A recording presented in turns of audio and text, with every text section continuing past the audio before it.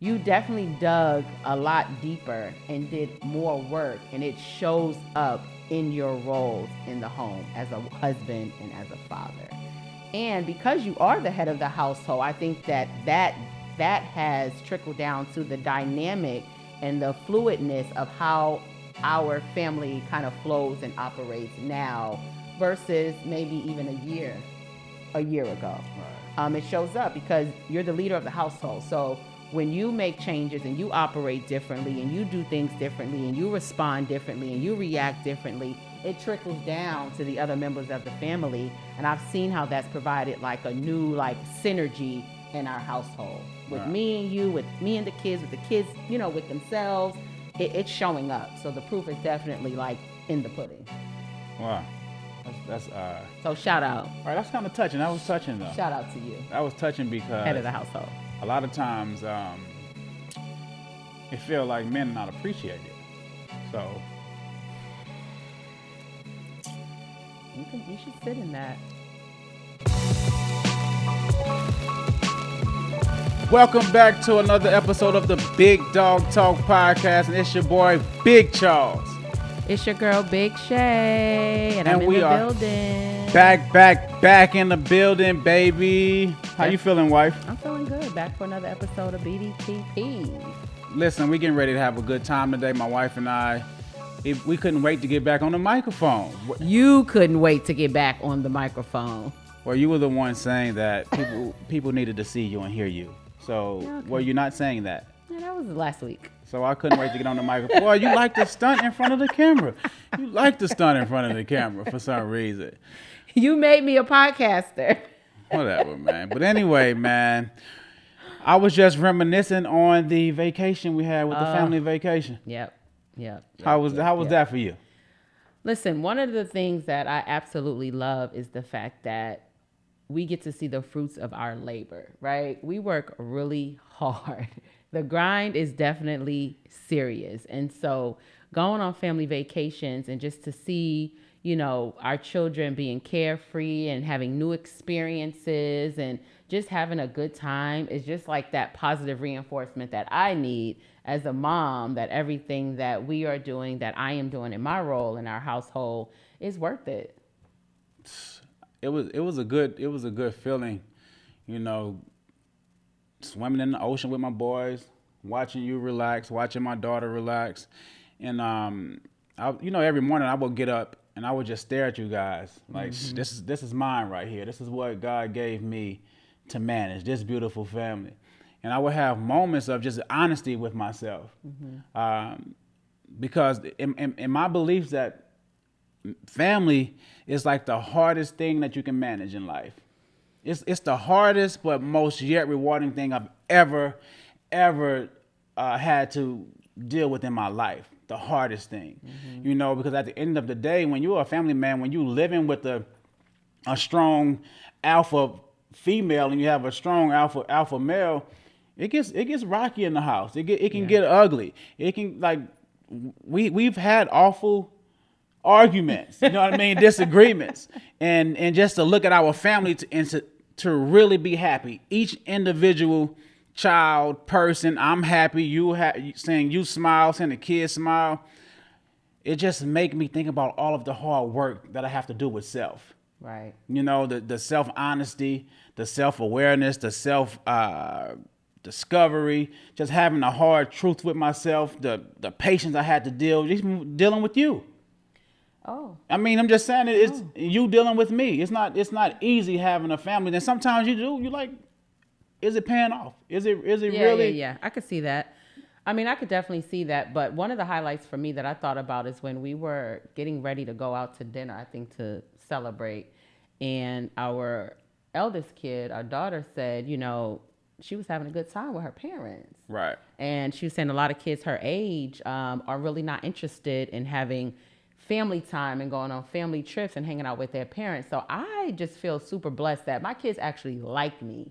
Like, through all my flaws and, all my moments as a mom, moods, highs and lows, like, my kids actually enjoy being around me and look forward to spending time with me, from the eldest to the youngest. And I think that's something to feel proud about, because that also speaks to just the self-work, just the self-honesty, like you said, and just presenting to your kids that even though we're the parents, that we're not perfect. So showing our imperfections to our children allows them to love us, even if it's in a moment that we might be just a little bit mucky or not showing up in that moment as our best self, because we are actually human, and kids need to know that. Right.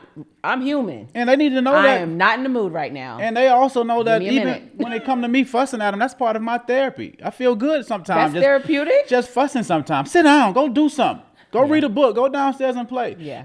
It ain't nothing to take personal. You know what I mean? It's therapeutic. And they have to get used to me I'm the family manager. Well, they are used to. We are used to. I'm the family manager. Everything has a place, and everything needs to be in place. When we go on trips and vacations, I make sure we have everything. Everything just needs to be organized for things to flow well for me. I don't know about y'all, but for me, that's important. I just think about like being a family man and being married. That is like, this is my perspective. You help me. I believe that everybody wants to have their own family. I do believe that. I believe that every man or every woman at the core of ourselves want to be able to have a partner to call husband, to call wife, and to come home to, and love to, and be our most vulnerable selves. And I was just thinking about this, like, how did we get here? How did we become this happy in real life? And I just had to really think about that. And I had to just reevaluate, listen, I remember when I had to really just be vulnerable. I had to allow myself to be vulnerable in order to love you and love my family enough. I had to get to a place where I couldn't worry about you hurting me anymore. I couldn't worry about us getting a divorce. I couldn't worry about you doing right by me. I had to allow myself to just free up my heart and just say, you know what? I'm going to be my most vulnerable self. I'm going to be myself. And although I am scared, because that was a scary move that was a scary chain to let go of, because I wanted to control that. You know what I mean? I loved you, but I was peaked out. Right? So, and I realized why I was peaked out is because I wasn't as vulnerable as I possibly could be. Because I was living in some sort of fear that you can do wrong by me. My family can do wrong by me. The kid's going to choose you over me. So I had to get to a place one day where I was just like, you know what? I'm going to love my family no matter what. And I'm going to trust that if anything was to happen to me, God will give me the strength and the courage to be able to deal with it accordingly. So I had to get to a place where, you know what, I'm not afraid of anything anymore. I'm just going to give my family my all. And now when I see the fruits of my labor, because I can just see how you respond to me even differently. I can see how my kids, we all are more intimate with each other. I mean, we've always been close, but there's always different levels of intimacy, and it just feels good to watch each other. We lay in the bed, we play with each other. You know what I mean? We laugh, we cry, we talk about tough things. And just to be on this family vacation and to see the fruits of that hard labor. Yeah. It was just a moment of gratitude, God, I thank you.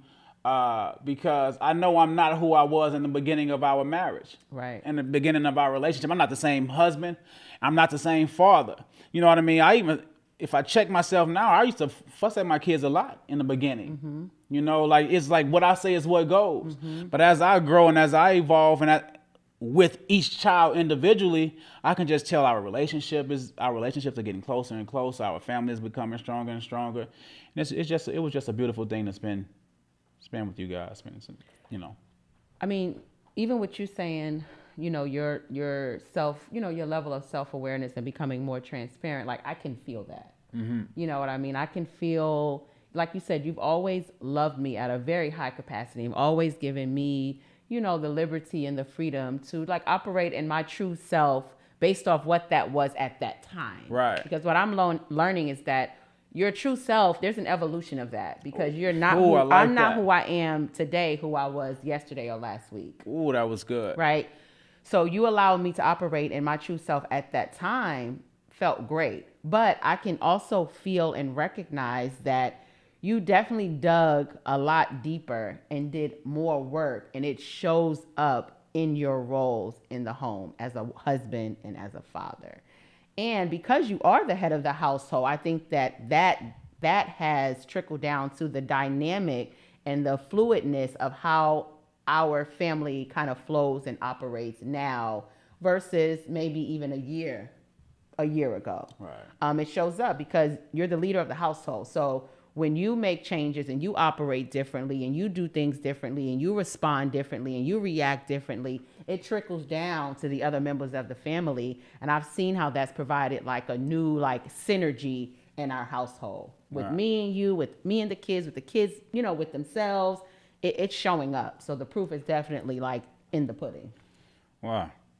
That's So shout out. all right, that's kind of touching. That was touching though. Shout out to you, That was touching because head of the household. a lot of times it feels like men are not appreciated. So You should sit in that for a moment. Because as a woman, you know, even as a Black woman, I don't know what it's like to be a man. I don't know what it's like to be a man that's actually leading his household. I only know how to be a wife and a mom. I don't know what that pressure, what that heaviness feels like, not only in your household, but like in society, and to be able to navigate through that. But for you to be able to look at your family and say, oh my God, like we are successful. So that means you are doing it, that you're operating at like a very high level in your role. How do we know? Because of the results that you see in your family and in your life. you know, It shows.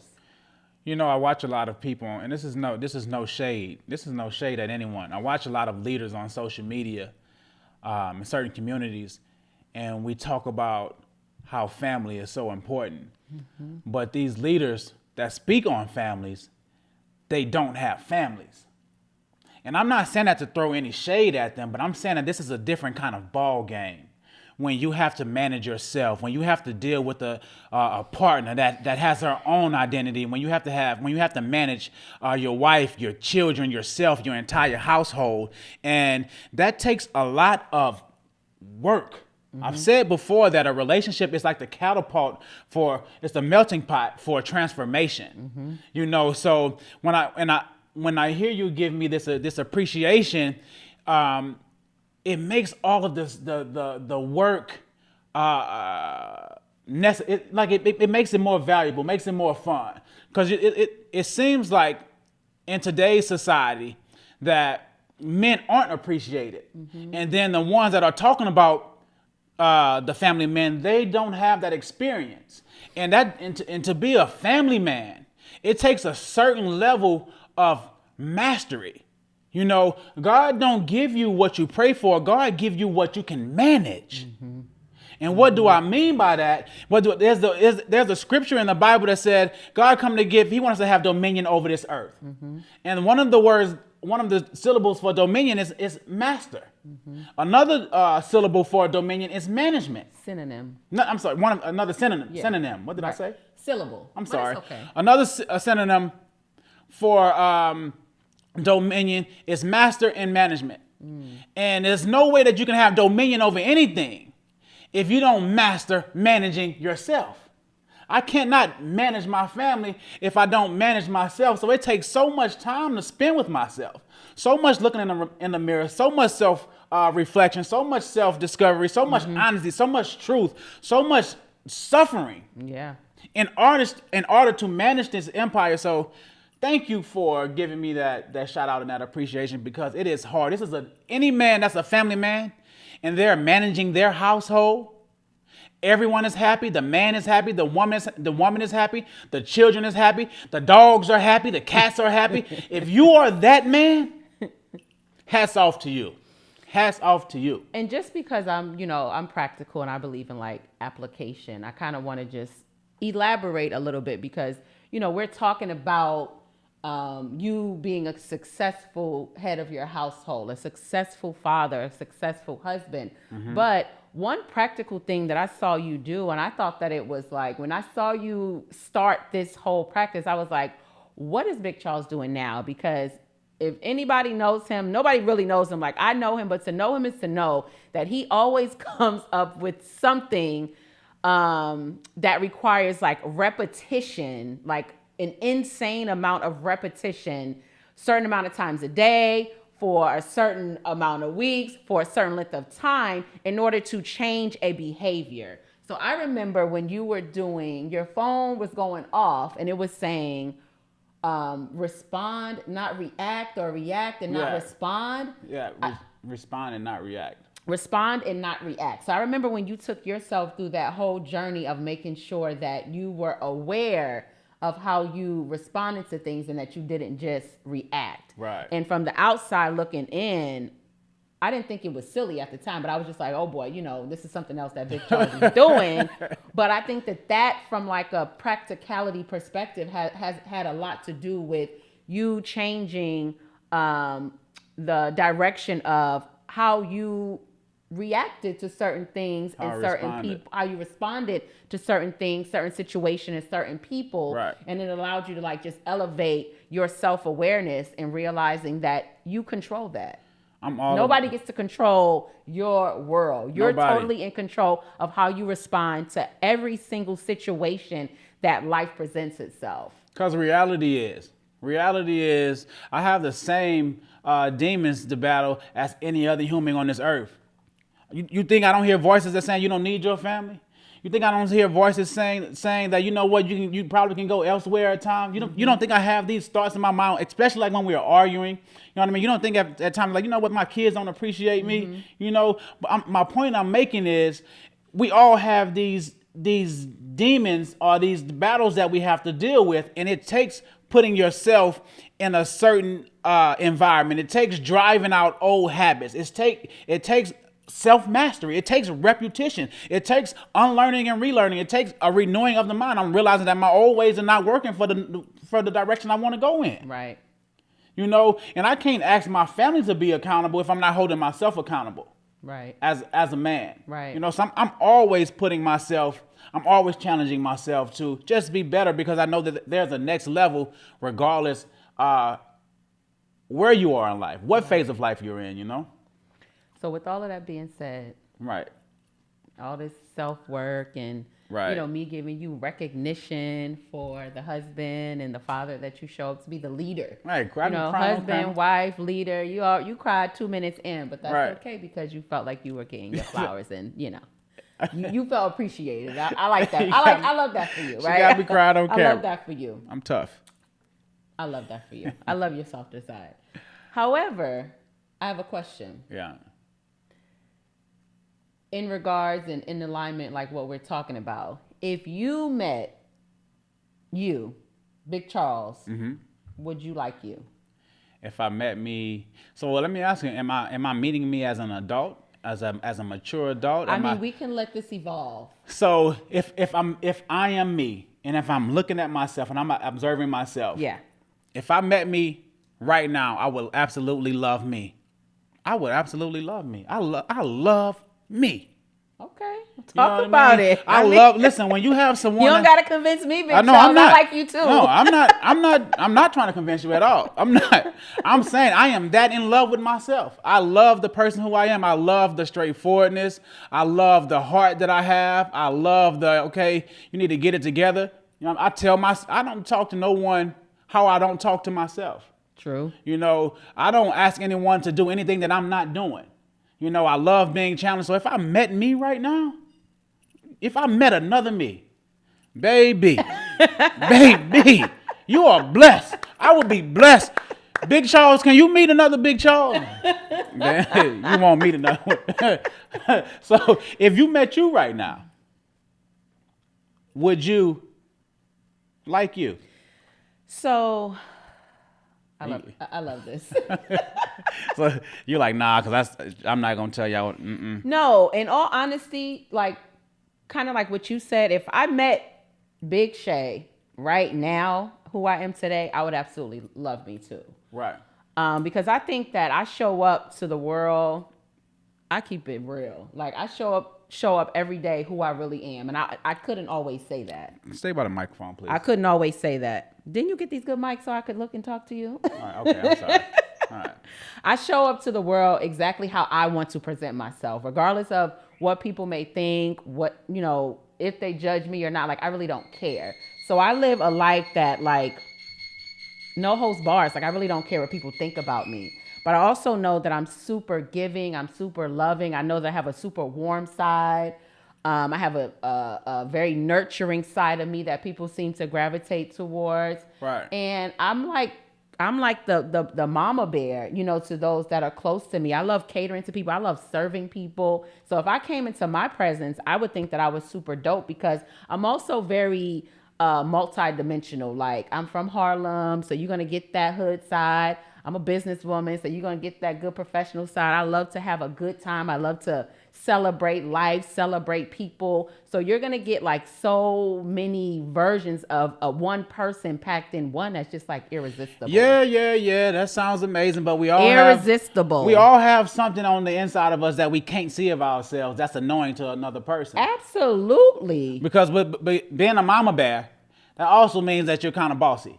I'm controlling. I'm bossy. Yeah, that's definitely true. So because I have the best interest for those that I love and adore. I mean, come on. So now let's flip it a little bit. Now, if I met me and I wasn't as emotional mature, or if I wasn't as if I was raised differently, because I was, the way I was talked to coming up, I was talked to straightforward and direct, but for another person, that can be very that can be taken out of context and as disrespectful. So it just depends on what type of person you are, you know what I mean, in order to to like me. So you're saying, what are you saying? Like no, I'm saying it just depends on what kind of person, what level of maturity that you are in order to, I'm talking about another person now. Oh, okay. So if another person came in my life, they may not like, you know what? I don't like Big Charles because he's too straightforward. He's too honest. Too much confidence. Too much confidence. So that depends on that other person's lifestyle, how their upbringing, are they confident? Are they mature? Are they, you know what I mean? Yeah, because basically, essentially what you're saying is some of the things that we are looking at as like attributes to our characters. Right. Like why I would like me could not work for other people, right? Right. So they could look at me as, like she's too much, she's bossy, or, she, even though I look at it as being helpful, like whenever she come around, she has a takeover spirit. Right. Or she's smothering, you know what I mean, with people that I truly care about. I can, hover over them and be super protective. And that might not work for somebody else. So why would you think you love yourself so much? Why do I think why do you love yourself so much? Like, because you said all of these good things about you, these good attributes. What got you to the place? Because I'm saying that because I know your. So I love myself today. Right. Because of who I've become. I love myself because sticking through the process of life and going through, at almost 44, going through lots of trials, lots of tribulation, lots of healing, lots of trauma, lots of close to death situations. When I look myself in the mirror, I'm like, girl, you a bad one. Because you've been able to endure, you've been able to heal, you've been able to redefine yourself, you've been able to not let the things that you have gone through in life make you feel like you are those things, but I've used those things to make me the person that I actually am today. Right. I mean, it's like, if you don't like you, then who gonna like you? Who else gonna like you? If you don't love you, who else gonna love you? I mean, self-love is critical. That's the best love. And I didn't always love myself. So how do you get to that point of like really like loving yourself though? Like what work did you have to put in? I mean, first of all, the Big Dog Talk podcast helped me a lot. Being able to get on the mic and be vulnerable and transparent and share things just through conversation that sometimes wouldn't come up in just, your regular day of things that you've gone through has really helped me. So this platform has really helped me to become more aware just through conversation of things that are inside of me that I may not have been aware of. Right. Therapy was another tool that helped me to dig into some things from my childhood, dig in some things just from a non-self-love perspective, why I didn't love myself the way that I should, and bring that to light and, help me to work on those things. And also just self-care. I'm big on self-care. I'm big on spending time with myself in order to identify what I like, who I am, what I don't like, who I am, what makes me happy, what motivates me, what drives me in life to bring that like happiness inside of me that only I can control. Like, for example, being a wife and having someone like you that loves me unconditionally, your love for me will never make me have the self-love that I need for myself, because a person can love you until the sun goes up and the sun comes down. But if you don't have that love for yourself, then it's contradictory. Let me tell you why I like this, why I like the question, if I met me, would I like me? Because reality is, you just asked me a question that a lot of us don't take the time to even have these type of personal questions with ourselves. Right. That sort of question. It's hard. That sort of question demands self-reflection. Mm-hmm. You can't just answer off the top of your brain like, yeah, I like me because I'm a real one. No. When you ask me would I like me if I met me, it made me go within myself. And it made me look within and say, okay, am I really happy? Am I really hiding anything in the closet? Yeah. Am I really hiding any monsters? Are there any areas of my life that I don't accept about me? So it made me just sit in me. And how oftentimes do we sit in ourselves? And the beautiful thing, I'm going to tell you, even when you asked me why I love myself, that was a hard question. That was very hard, because that's not a question that just comes up in like, why do you love yourself? Like, I'm not just sitting around each week, like journaling why I love myself. So when you asked me that question, it made me pause and I really felt myself like go inward. Right. And so the great thing about this conversation is that this is what I absolutely love about the Big Dog Talk podcast. And conversations like this, it doesn't stop when the mics go off. Right. Because when you bring up this sort of energy within and in your spirit, like, it's there for a little bit of time. Right. So like tonight, tomorrow, the next day, this is still going to continue to resonate within yourself. And then it allows you to take that journey and kind of navigate to some answers. But listen, it is okay. If you ask yourself this question, would you like me if I met me? And your answer is no. That is actually okay, because honesty is the first level of ownership and transformation. Yes. Remember I said that at one of our live shows. Right. You got to be honest with yourself. You got to be honest. That's the first step. Because listen, if you were to ask me this same question 5 to 7 years ago, I love these conversations. I would have said no. Right. If you met me 7 years ago, I would not have liked me. Right. For real. Mm-hmm. And so much so that even like we've talked about this before off the mic, but even some relationships that have, gone away 7-10 years ago, I even sit back and reflect now who I am now, like, oh, I could have handled that a different way. Not that I want the relationship back, but if I was then who I am now, there would have been some different kinds of conversations. That's the beauty. In moments like that. That's the beauty of life. I was quite nasty 7 years ago. That's the beauty of life, though. When you really can sit down with yourself and these sort of questions that make you go within. Now, a regular person would just say, you know what? Yeah, I like me. Of course I like me. And it stops right here. It does. But if I go inside of me and I say, you know what? I'm actually not happy with it's get a little personal. Yeah. Get a little personal. I remember years ago, maybe like at the beginning of our marriage, I looked at you and said, I'm not happy. Do you remember that conversation? I absolutely do, because I was terrified. I'm like, wait, what? We were driving in the car. What does that even mean? I looked at you and I said, I am not happy. And I automatically thought that had something to do with me. And I looked at your eyes. I said, this has nothing to do with you. Yep. I've never been here before. I'm not happy. You know what I mean? And it demanded that I go within. It demanded that I go within inside of me because I was in a foreign place. Right. You know what I mean? So sometimes when you have these hard questions, it makes you deal with yourself. Okay, why are you not happy? Make you start digging.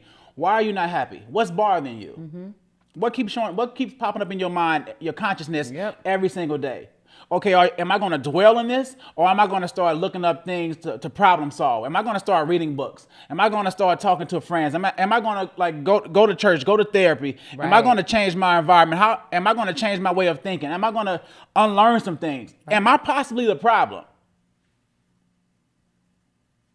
So this is why I love these type of conversations. Though they make these type of questions. Most people aren't. Truth of the matter is, and I'm saying most people, I was one of the most people. Right, because I don't like that when most I was one of the most people that really didn't think about even asking myself a question like that to allow me to dig deeper and to get into some of that shadow of myself that was hiding behind who I show up as. The truth of the matter is, we all have a lot of hurt and darkness that we all have been through. And it just doesn't go away. That's just the reality. But we learned a survival mechanism to bury things. Exactly. And when we have to sit with ourselves, these monsters have to pop up. Right. You know, and that's why it's definitely like necessary to have these sorts of questions, because you always want to do a self-evaluation. You always want to do a self-examination so you can get help for it, so you can reach out for it, you know, so it can be like less depression, you know, less suicide rates, less. We need to figure out, okay, is it genetic? You know what I mean? Is it, you know what I mean? Or is it something that I possibly can control? You know, so I love these conversations, though, these sorts of conversations. I know. You live. I'm all about living within. You live. Because our power is stored within us. You know, and we need to have these, if you look at any person in leadership, any influencer, anybody that you look up to, I guarantee you that they had to deal with some level of just self-discovery, dealing with the the worst times of their life. They had to face that in order to be happy, in my mind. And see, I'm going to say it. I'm just going to say it. This is my issue a little bit with like social media influencers, because a lot of times on social media, we show the good stuff, right? Or we show a little bit of what's not good, which is just enough for people to feel relatable, right? But people really aren't being really genuine and transparent with real life things, which in my opinion is more helpful. Right. If I'm looking at someone, or I'm listening to a podcast, or I'm looking at a social media influencer, and I'm really seeing them being truly transparent and showing the imperfections in themselves and the things that they're going through, that's more than likely someone that will catch my attention, versus the person that's the majority of the time showing the good and quoting a little bit of the bad. So here's the thing, though, like when that's not helpful. Here's the thing, you know, I've never been one of those people that have run to social media and put my problems on social media. I'm not going to do that. You know, but if you're a part of my community, you know for sure that, hey, I've been through a lot of hell, go through a lot of hell. There's been moments in my life where I've almost lost my mind before. Like, how did I get here? Almost like literally like lost it. Yeah. You know, I mean, you did for a second. Had to like dig my way out of it. But I just want to make these conversations normal. Like, normalize this. How did you get out of it, Big Charles? Right? What did you have to do, you know what I mean, to get on the right path and dig your way out over and over and over and over and over again? Because it's gonna happen once, it's gonna happen twice, it's gonna happen 3 times, it's gonna happen 4 times. And I just want people to realize that we are just like you. We have hard times just like you. We struggle just like you. We go through trials and tribulations just like you. But this is why it's important to build a healthy environment. This is important to have healthy friends. This is why it's important to have an outlet. This is why it's important to, be careful of what you watch on TV. Right. What books you read. This is all important. Right.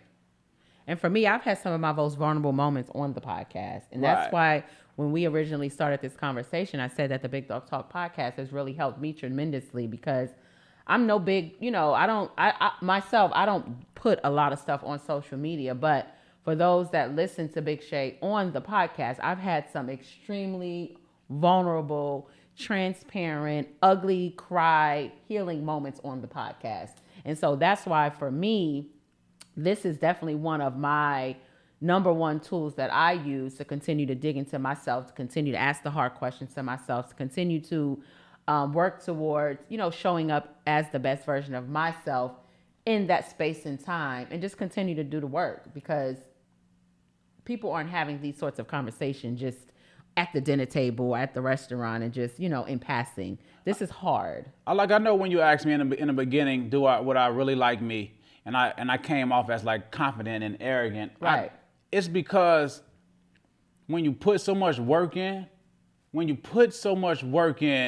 with healing yourself, you just gain so much love. When you put so much work in just to learn who you are, to discover who you really are, when you really know yourself, when you really spending time with yourself, you have this love and this confidence and this glow that everybody can feel. And it may come to an insecure person, it may come off as egotistical. It may come off as, oh, he's too confident. But I know the work I put in. Yeah. I know the books I read. I know the environment I come from. You know what I mean? I know what I've overcame. Mentally, physically, emotionally, financially, spiritually, all of that. When we just talked about, and I said 5-7 years, I wouldn't have liked myself. That, what you just said, made me think about just a couple of years ago. I was in one of the darkest places in my life that I probably had ever been in a very long time. And so thank you for making me remember that it wasn't 7 years ago. Just 2.5 or so years ago, I was in a super dark place. When you started this podcast, when I, got into therapy, I was in a super dark place, and I definitely wasn't showing up the way I'm showing up today. I believe if any person can look themselves in the mirror and say, you know what, I'm showing up my absolute best. I'm giving life my absolute best. I'm doing my best to be better than yesterday.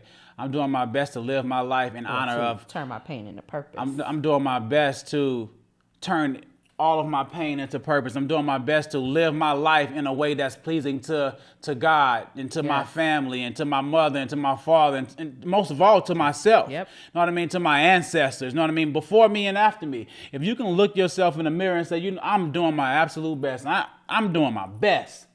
You have the right to like you, to love you like no other. Right. Know what I mean? If it comes off as cocky or confident, and so what? Right. You know what I mean? So I'm going to ask you, if you met you today, would you like you? Right? Period. I'm going to end it on that. That's something to think about. And at the end of the day, we love y'all. Y'all tune into Big Dog Talk Podcast. Where can they find you at? So you guys can find me on Instagram, blackmagic_369. And you can find me at I am Charles Hawkins III. Please follow our Big Dog Talk podcast page, Big Dog Talk _podcast. We are available on all podcast platforms, and also subscribe to our YouTube channel, Big Dog Talk Podcast, and share, like. And if you don't know, now you know. We are all about faith, family, fitness, finances, and freedom. We're going to talk about self-development, self-awareness, mental health, everything, and some. Oh, I thought you was about to say something. I'm just saying, season 2 anyway, is we love coming y'all. with that Season 2 is going to be way different. We out of here.